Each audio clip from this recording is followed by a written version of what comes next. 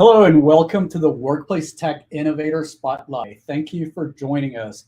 My name is Guillermo Correa and I'm the Managing Director of SHRM Labs, SHRM's Workplace Innovation Lab and Venture Capital arm. At SHRM Labs, we're inspiring innovation to create better workplace technologies that solve today's most pressing workplace challenges. And one of the exciting ways that we are pushing the envelope of HR tech is through our Better Workplaces Challenge Cup. Today, we're featuring the 4 exciting innovators that will be competing in the finals of the second annual Better Workplaces Challenge Cup. This 3-round competition, which started in February, features the most innovative HR tech startups from around the globe. During each round of the competition, participants were given the opportunity to pitch their product to a panel of judges composed of HR practitioners and business executives. Participants were judged using the following criteria. Is this a business that will be able to grow to positively affect the lives and work of millions of employees?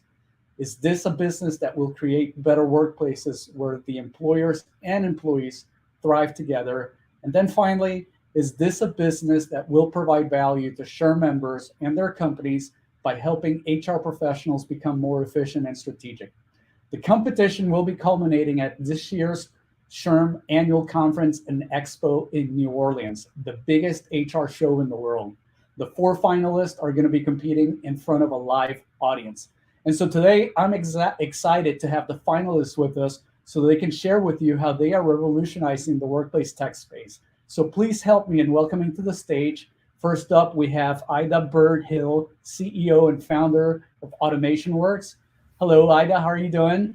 I am absolutely fabulous. Great to have you here. So for you folks out there, Automation Works is a reskilling firm powered by a tech readiness assessment to discover diversity talent in the workforce. Next up, we have Laura Close, Chief Business Development Officer and co-founder of Included. Hello, Laura. And Included is an AI platform that allows you to basically operationalize and scale DEI efforts within your organizations.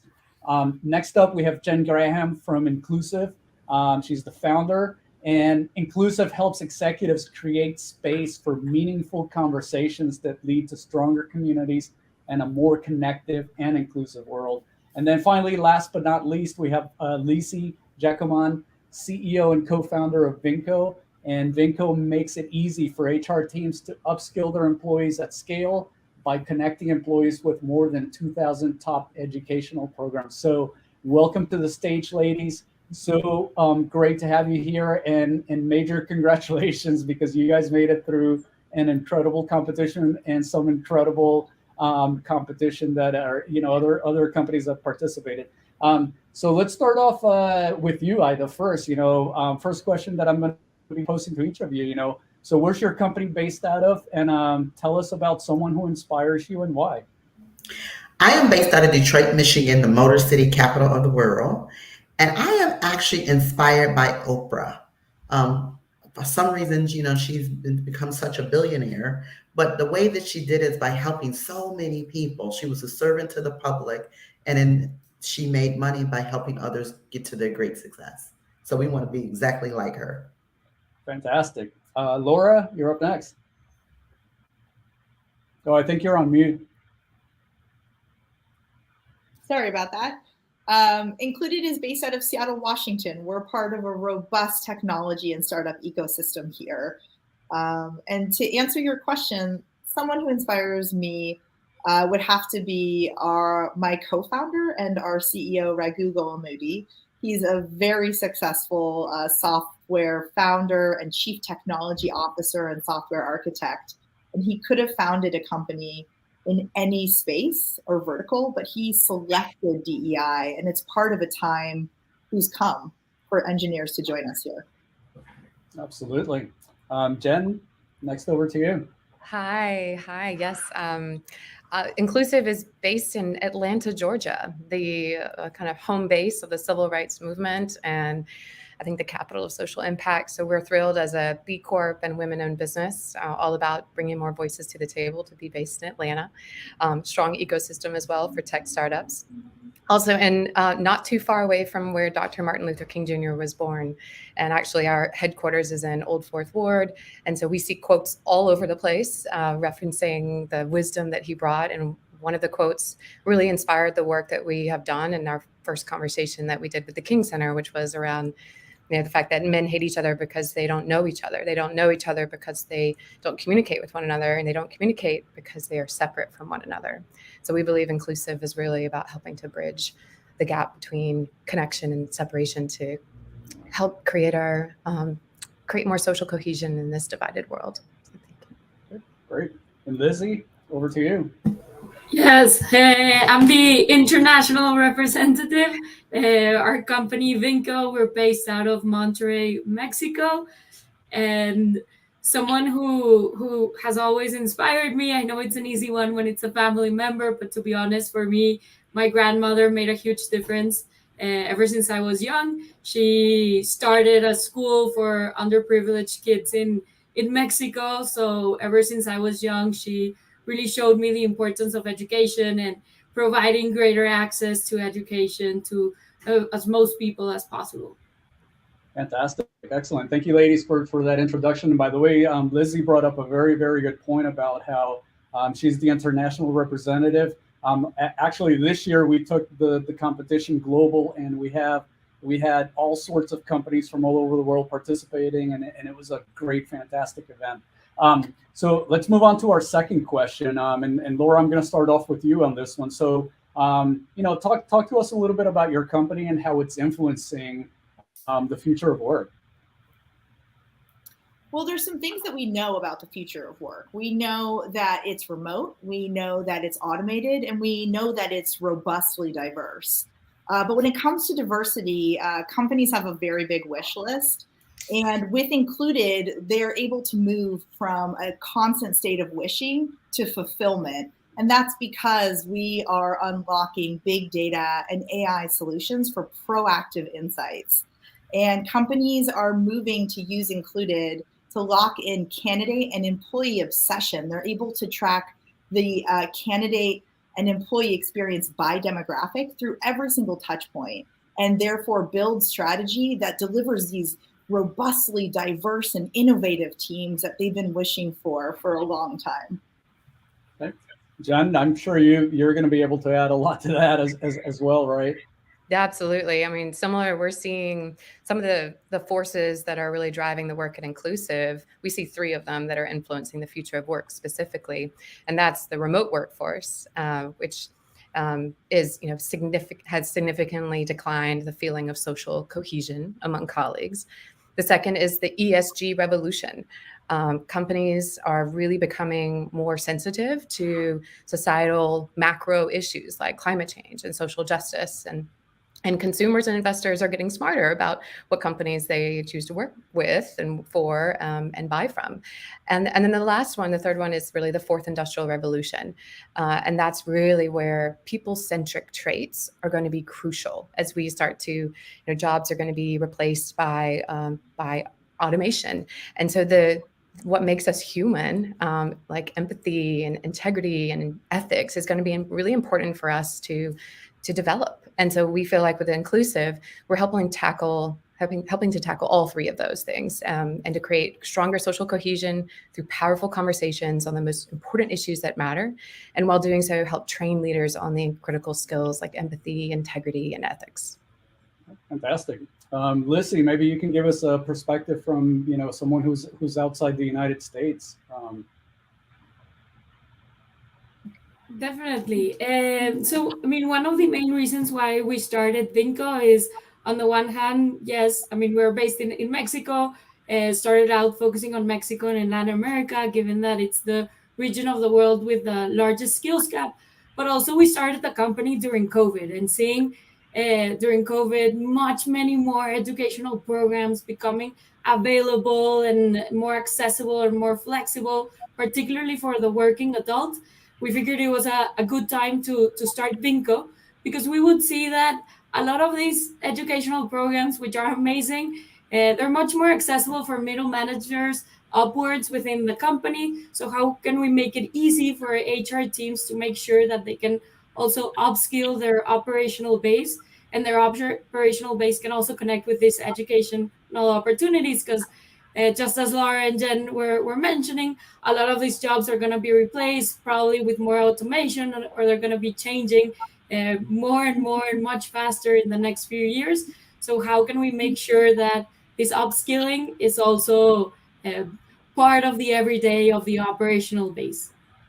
Fantastic. And I know that upskilling, Ida, is something that's right up your alley as well. So do you want to inform folks, how it is that you guys are contributing to the future of work? Yeah, one of the reasons why we have the skills gap in America is because right now, corporate leaders do not value frontliners. As we've automated more and more companies, those individuals who do manual jobs are no longer valued. And so they're having so much turnover and change within that process. And what we have done is that we're helping HR unleash their inner CEO, because we know that those individuals are valuable. The issue is they lack the skills, and how do you get them the skills? And so what we do is we show HR how do you best reskill them, and how do you unleash your HR department as a profit center? Because usually when you talk to most people, they think of HR as a support center. But as a former HR administrator, we generate all of the profit in companies by the people that we select and train and groom. And so our platform helps them show the value of that frontliner as we're starting to grow this automation of our companies. And you bring up a very, very good point around HR, and certainly I think the last 2 years have proven how HR is certainly a very, very strategic function in companies, and really I think CEOs need to be paying more attention to that, period. So let's move on to our third question here, and Jen, I'm going to start it off with you. So would you say that your company is a disruptor in the HR industry? And if so, can you tell us about how it is, what sets your company apart from other similar platforms that might be out there? Yes, absolutely. So in the home of Atlanta, where John Lewis was my former congressman, I like the term of good trouble versus disruptor, but same sentiment. But at the core of Inclusive, we truly are about giving every employee a voice and a sense of belonging. And we feel like that is central to the success of every company for the next decade. We spend a lot of time, and companies have spent a lot of time really moving work online, but they haven't figured out how to create the social cohesion online and then the remote workforce. So, and then with the ESG revolution, we really believe that the sustainable, equitable world can only be realized when we have a highly skilled and purpose-driven workforce that reflects the aspirations of the world that it endeavors to serve. And so there's got to be more intention around the issues that matter, and an elevation of those, and a sense of dialogue around those topics. And so what sets us apart is that we are right now the only platform that offers the content, the technology, and the training to scale courageous conversations on the issues that matter. Our content library has over 60 topics ranging from diversity, equity, and inclusion to mental health, wellness, and even sustainability. And also our technology allows for HR leaders to be able to track engagement, participation, and then even collect the valuable stories, insights, and actions afterwards. And lastly, our host training curriculum really allows anyone within the organization to learn the art of conversation and to leave with the skills and confidence to host these conversations internally. And so we're the platform for courageous conversations, and we're helping HR leaders become more strategic advisors and to help uplift voices and also develop leaders with skills like empathy, integrity, and moral courage. Okay. Excellent. Thank you very much, Jen. Lizzie, same question over to you. Yeah, definitely. Before I mentioned that there's more and more educational programs becoming available, more accessible, more affordable, more flexible. But imagine for a cashier at McDonald's who not only has to balance work, but also family, a pandemic, so many different things.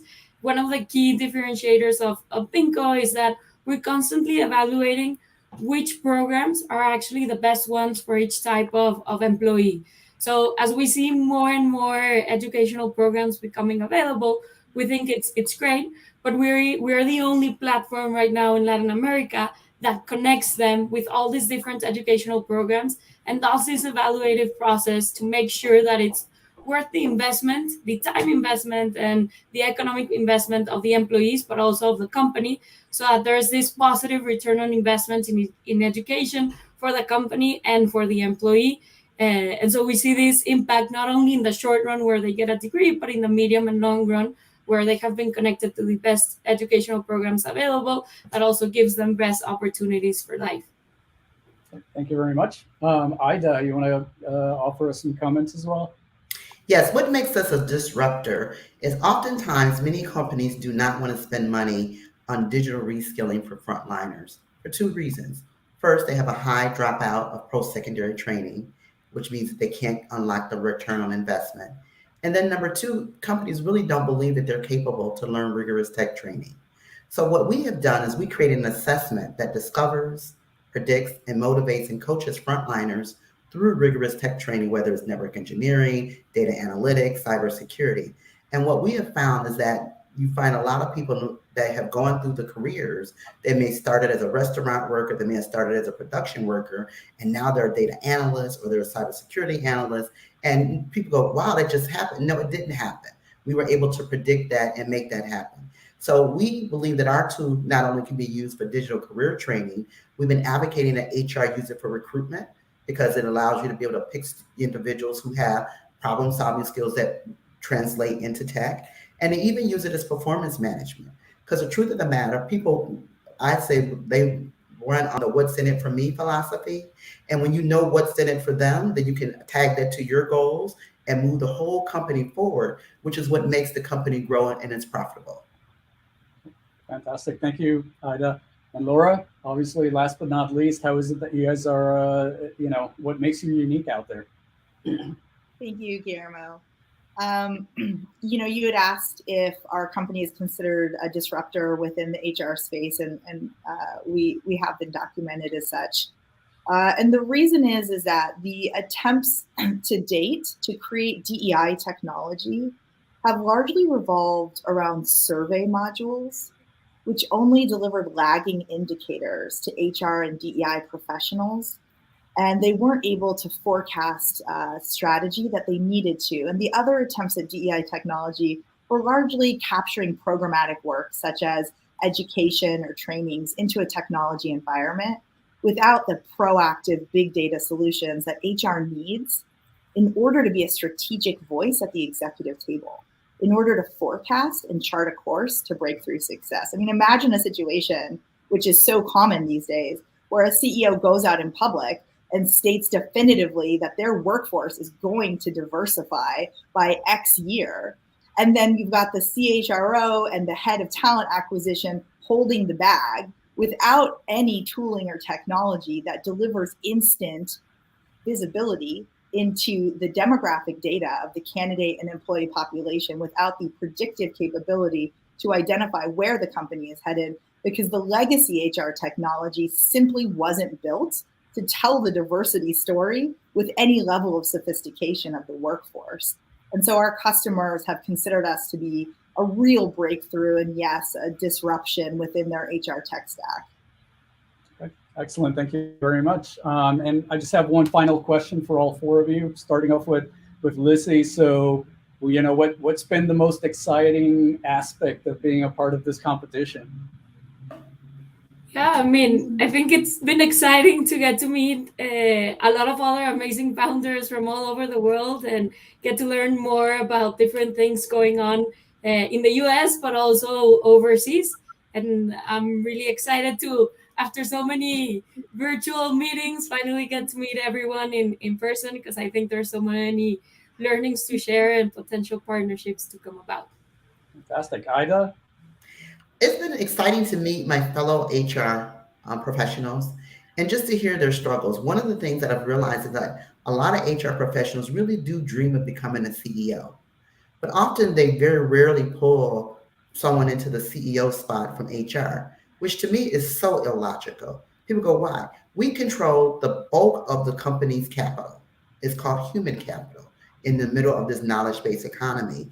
And to see so many of my brothers and sisters who really do want to go into the CEO spot, and knowing that we have an assessment that can unleash their inner CEO has been so exciting for me, because I want to deliver more individuals from HR into that CEO spot, because they're more sensitive to the needs of the employees and how to be able to organize and orchestrate that capital to perform for profitability. That's a very, very, very good point that you just made. Laura? Guillermo, listen, being a finalist in this competition is a game changer for Included. It's also just an incredible experience. You know, I've been in the DEI space for 21 years and watched my peer practitioners struggle to deliver results at scale. And so being here means that the appetite in the private sector has finally reached a fervor pitch for a big data analytics solution that can scale with the entire enterprise and drive that breakthrough in diversity sourcing, hiring, and promotion. And this validation, this experience for us, it's very much a Cinderella moment. We are pretty pumped to share the solution on the main stage. Fantastic. And last but not least, Jen. I love it. I love it. I feel the energy just from this group alone. It's just this whole challenge has been really empowering for us. And it's also been validating for just even the importance of courageous conversations. I feel like, you know, years ago, it was cast aside as kind of a nice to have. And we're starting to see daily new publications come out showing the power of these conversations, how they can actually create longer lasting change. And we're really excited to be on the main stage to connect closer with the HR professionals who are leading these and just to bond and make those connections and uplift them. And I feel like being one of the finalists is absolutely a win. And we hope that we inspire companies around the world to either continue or start courageous conversations on the most important issues of our time. All right, fantastic, excellent, and thank you, ladies, for being here today. I can't wait to meet you all in person next week, and I can assure you that it's going to be a party down in New Orleans next week. So you better be ready. You better be ready for all the SHRM annual attendees as well. Which, you know, I think the latest number that I heard is we're expecting about 16,000 people to be there. So you better be prepared. Unfortunately, we have to wrap it up now, just because we have a time limit here that we're dealing with. But thank you for joining us today for this special Workplace Tech Innovator Spotlight. If you want to learn more about these great companies, visit betterworkplaceschallengecup.com. As mentioned, these innovators will be competing in the finals, which is going to be held on Tuesday, June 14th, beginning at 3:30 Central Time in New Orleans. And we hope you can join us in person or virtually to see who will be crowned this year's champion. To learn more about the Better Workplaces Challenge Cup and SHRM Labs, please visit us on shrmlabs.com, or you can just reach out to us directly at innovate@shrmlabs.com. Thank you for being here. And ladies, I'll see you next week. All right. Have a good one. Thank you. Bye. Thank Bye. you. See you soon. Bye. Bye, everyone.